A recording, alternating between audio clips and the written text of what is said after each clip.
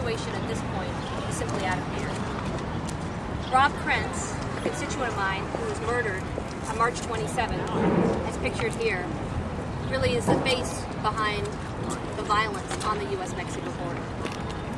Rob Krentz was tragically murdered on his own land, a rancher that has had this property in his family for well over 100 years. President Obama, by announcing the deployment of National Guard to the southwest border, along with $500 million of emergency supplemental funding, will provide much-needed resources to our agents who are currently serving on the ground. Reconnaissance, intelligence, surveillance. We need to make sure that the drug smugglers, the drug traffickers, the human smugglers who are coming across hundreds of thousands every single year know that they are no longer welcome to cross through southern Arizona. I'm very pleased that the Senate will hopefully be taking action on this. Chairman Carl Levin was also contacted by the administration for $500 million in increased funding through the emergency supplemental. Yesterday I called on Senator McCain and Senator Kyle to not miss this opportunity to move $500 million as well, and it is high time that we have the National Guard on the border. On Wednesday, as I serve on the House Armed Services Committee, we authorized $760 billion for our National Defense Authorization Act.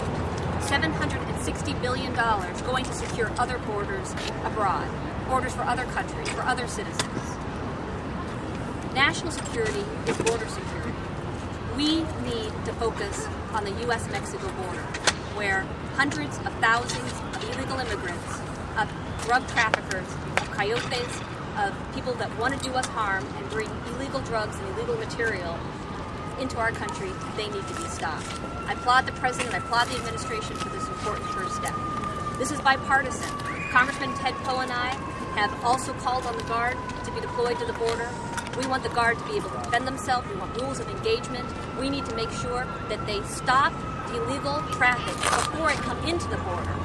Not just become a vehicle to help, supply, and support. We need to make sure that crossers are not allowed to enter into the Southwest.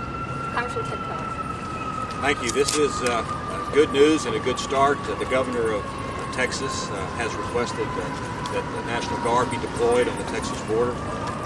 These 1,200 troops is important. It's a good start for us along the southern border with Mexico.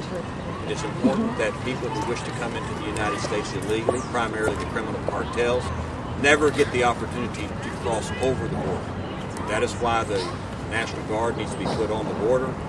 They not only need to be backup, but they need to be also a primary source of protection and protecting the integrity of our border. The U.S. Border Patrol has also supported the idea to have an armed National Guard on the U.S.-Mexico border. We hope that is part of this plan to have them there where they can do some good. This is a bipartisan effort.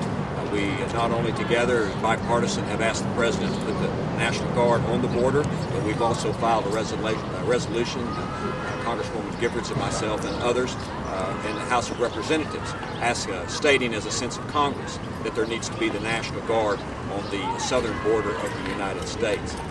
As some have said that live along the border, it has become a war zone.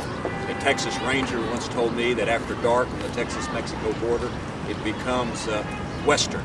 It gets Western. And that means the violence and the gunfire, all because of the criminal drug cartels trying to cross into the United States illegally. They need help. We protect the borders of other countries better than we protect our own.